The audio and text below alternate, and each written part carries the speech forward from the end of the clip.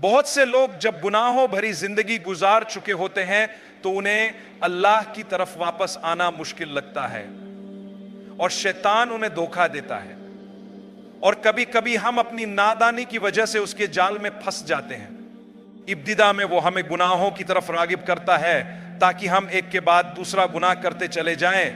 جب کوئی شخص گناہ کرتا ہے اور اسے ندامت ہوتی ہے تو یہ ایک اچھی علامت ہے، کیونکہ یہ اس بات کا ثبوت ہے کہ وہ مانتا ہے کہ اللہ اسے اس کے عمل کا جواب دہ ٹھہرائے گا۔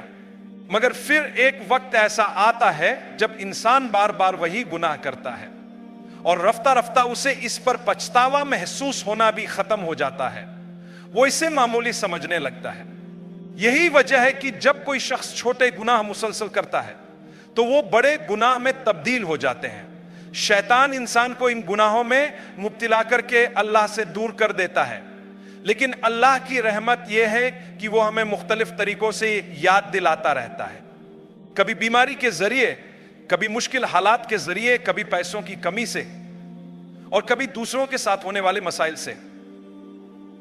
یہ سب اللہ کے طریقے ہیں ہمیں جگانے کے لیے تاکہ ہم سوچیں کہ ہمیں اپنی زندگی بدلنی چاہیے۔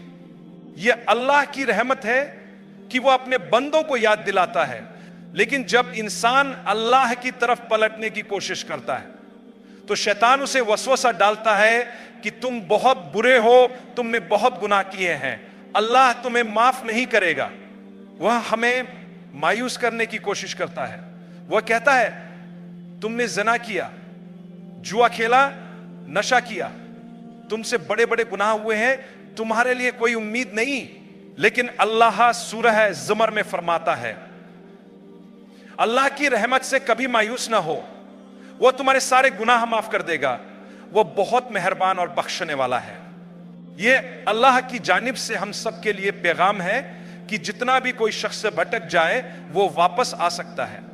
جب بندہ اللہ کی طرف پلٹتا ہے تو شیطان کو بہت غصہ آتا ہے، کیونکہ اس کا مقصد یہی تھا کہ وہ ہمیں اللہ سے دور کرے اور ہمیں اپنی عبادت پر مجبور کرے۔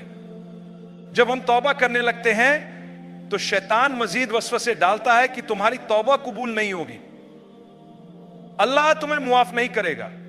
لیکن یاد رکھیں، جب آپ ایک بار کسی گناہ کی معافی مانگتے ہیں، اگر آپ دل سے پشیمان ہو اور اسے دوبارہ نہ کرنے کا ارادہ کریں تو اللہ اس گناہ کو مٹا دیتا ہے۔ جی ہاں، پہلی بار معافی مانگنے سے ہی گناہ معاف ہو جاتا ہے۔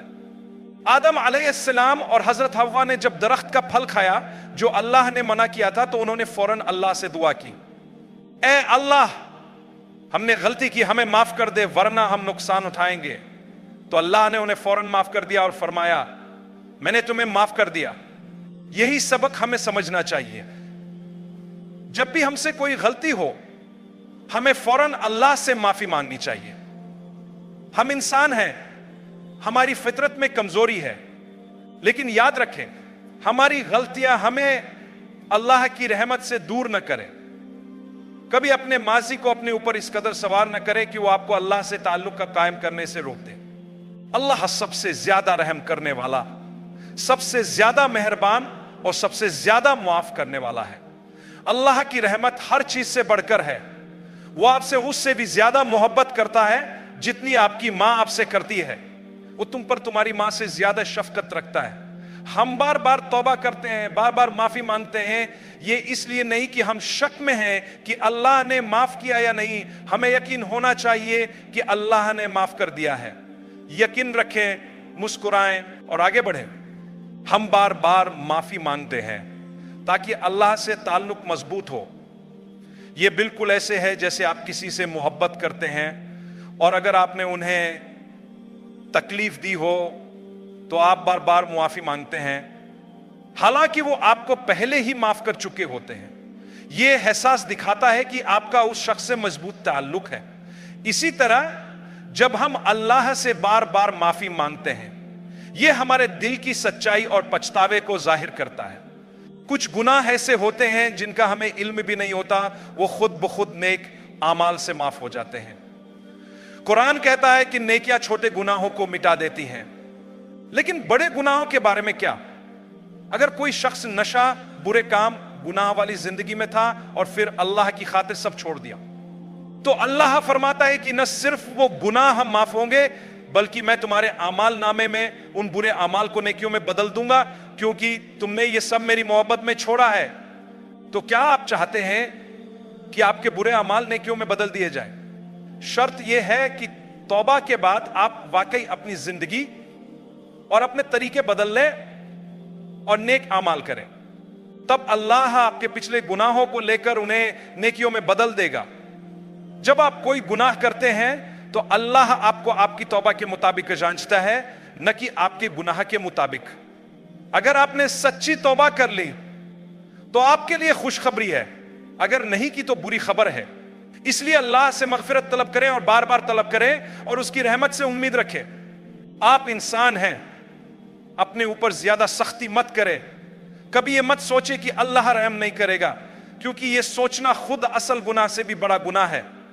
जब आपने कोई गुनाह किया, चाहे वो ज़ना हो, नशावर चीजों का इस्तेमाल हो या कोई और नाफरमानी, तो ये एक ऐसा गुनाह था जो आपने अल्लाह के हुक्म के खिलाफ किया, हालांकि आप जानते थे कि अल्लाह कौन है।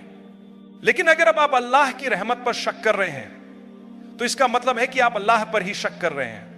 अब आप जान ही नहीं रहे कि आप किससे बात कर रहे हैं और आप अपने रब की अजमत को समझ नहीं रहे, जिसने आपको पैदा किया और जो आपसे मोहब्बत करता है और आपके लिए भलाई चाहता है। अल्लाह फरमाता है कि वो आपको माफ करना चाहता है।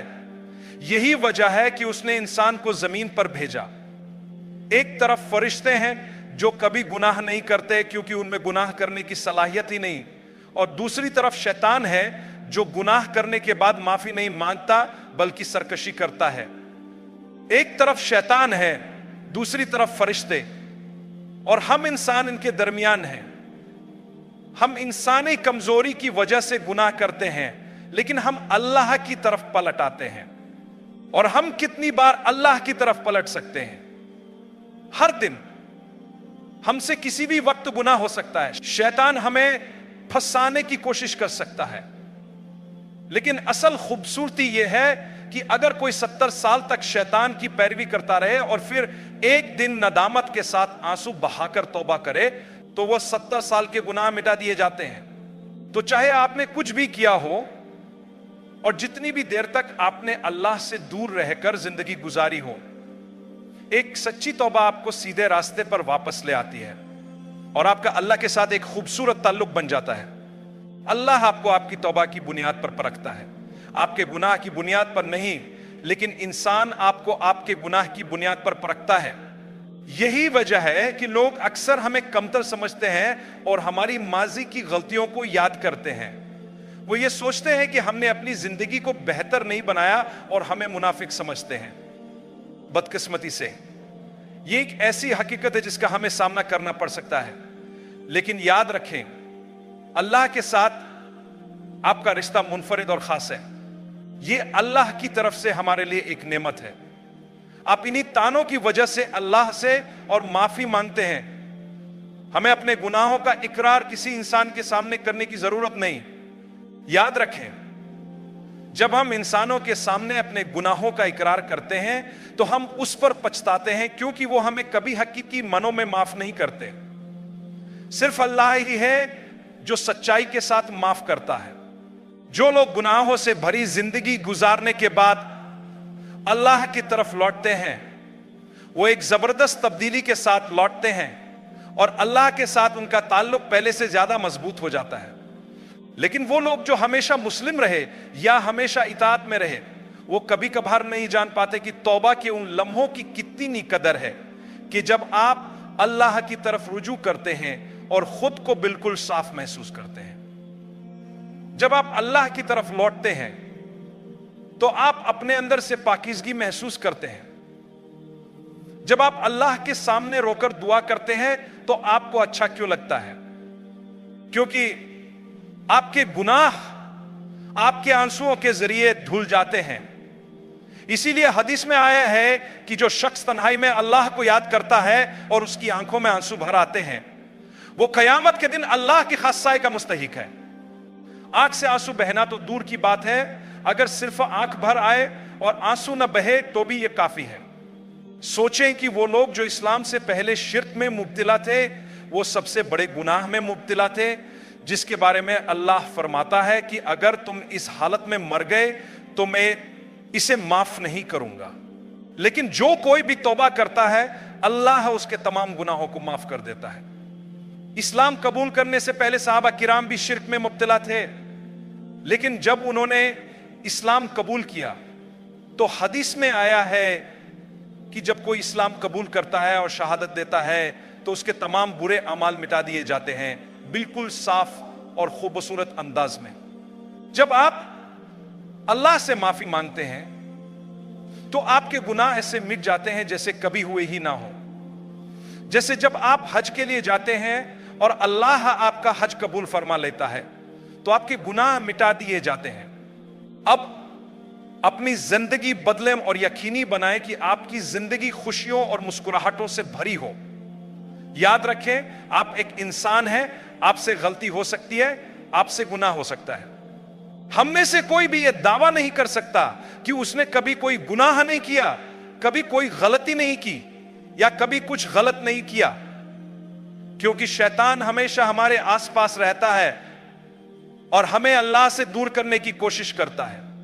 अगर आप कुछ वक्त के लिए गलत रास्ते पर चले गए हैं तो अल्लाह की तरफ वापस आए, वो आपके लिए दरवाजे खोलेगा और आपको भलाई अता करेगा। यह है अल्लाह का करम। इससे फर्क नहीं पड़ता कि आपने क्या किया, बस अल्लाह की तरफ रुजू करें। अगर आपने गुनाह किए हैं, चाहे वो जैसे भी थे, अल्लाह माफ करने वाला है। लेकिन अगर वह गुनाह किसी दूसरे इंसान के हक के बारे में थे, जैसे जना या कोई और जुर्म, तो इसमें दो पहलू शामिल हैं। एक वो हक जो दूसरे इंसान का है और दूसरा अल्लाह का हक। अल्लाह फरमाता है कि वो अपने हक को माफ कर देगा, लेकिन इंसान के हक के बारे में वो कहता है कि ये उस इंसान पर है कि वो माफ करे या नहीं। हो सकता है किसी ने गलती की हो, शायद उन्हें माफी मांगने की जरूरत हो, लेकिन इस हद तक सजा देना कि वो डिप्रेशन का शिकार हो जाए या खुदकुशी के बारे में सोचने लगे, यह नाइंसाफी है। हमें चाहिए कि गुनाह और सजा के दरमियान इंसाफ करें। किसी की छोटी गलती की वजह से उसे इतनी बड़ी सजा देना कि वह अपनी जिंदगी खत्म करने के बारे में सोचे, यह ठीक नहीं है। सजा हमेशा गुनाह के बराबर होनी चाहिए। जो लोग जेल से रिहा होकर आते हैं, हमें उनके साथ मोहब्बत से पेश आना चाहिए। कुछ लोग वाकई गलतियां करते हैं और कुछ बेगुनाह भी होते हैं जिन्हें झूठे इल्जामात में सजा दी जाती है। जब वो अपनी सजा काट कर बाहर आते हैं तो हमें उनका इस्तेकबाल करना चाहिए और उन्हें दोबारा मुआशरे में शामिल होने का मौका देना चाहिए। यही बात उन लोगों पर भी लागू होती है जो कभी मंशियात के आदी थे या जिन्होंने माजी में गलत काम किए। हमें उन्हें दूसरा मौका देना चाहिए, उन्हें कबूल करना चाहिए और आजमाना चाहिए। हर इंसान से गलती हो सकती है। अगर हम हर एक को उनकी एक गलती की वजह से हमेशा के लिए मुस्तरद कर देंगे तो यह इंसानियत के खिलाफ होगा।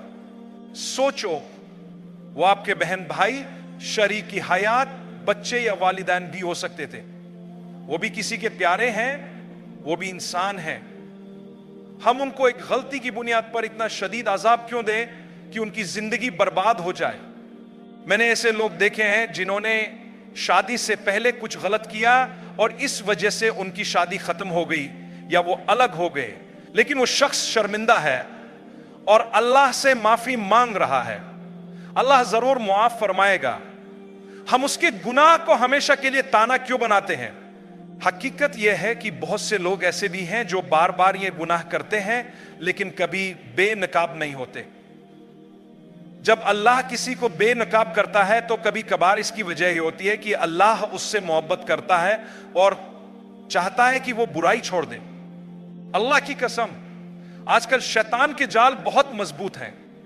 मैं तो उस शख्स को माफ करने को तरजीह दूंगा जिसने एक गलती की और अब सुधर चुका है, बजाय उस शख्स के जिसकी हकीकत मुझे मालूम नहीं और वो लगातार बदतरीन गुनाह कर रहा हो लेकिन हमें खबर ना हो।